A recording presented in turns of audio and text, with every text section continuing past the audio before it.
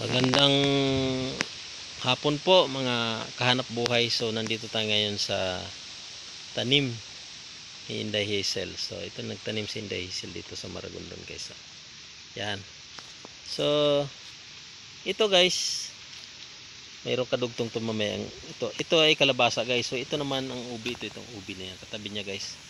So pang ilan to, pangatlong buwan na yan, pang-apat na buwan na yata to guys mula pagtanim namin guys yung ubi. Ang kapal na guys ng dahon, no? Oh, gumapang na hanggang sa diyan sa mga taas ng saging guys. Oh. Maabot na doon sa taas ang ubi. Ano pala to, parang bagin din pala tong ubi. So yan. Yan ang ano, hanggang doon sa sulok. Puro ubi na yan guys. Oh. Ubi. Naunahan yung bagin ng ubi. Bagin din pala siya. Oh, lagapang. Katuwa no. So ngayon ang request ay ang mga kalabasa. Ito mga kalabasa guys. Ayan. Ang kalabasa yan. Kalabasa yan. Kalabasa. Doon. Yan. Ay mataba pala ang kalabasa pala guys pag nandiyan sa mga damuhan. Mataba siya oh. Taba ng dahon.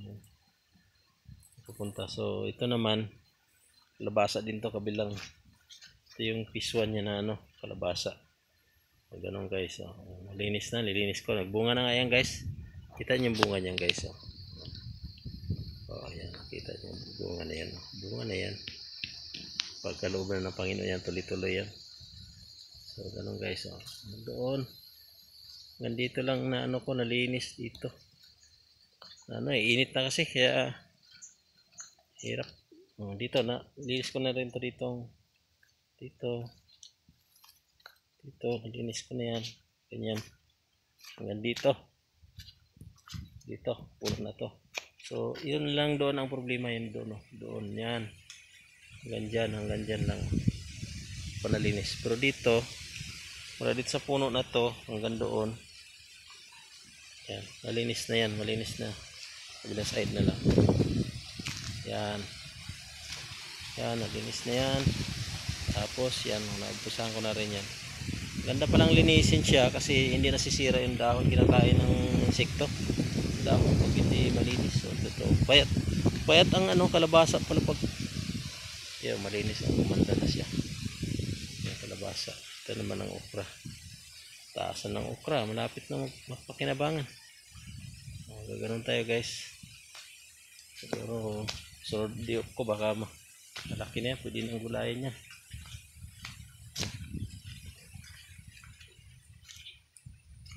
Ano naman tayo guys, ganun tayo.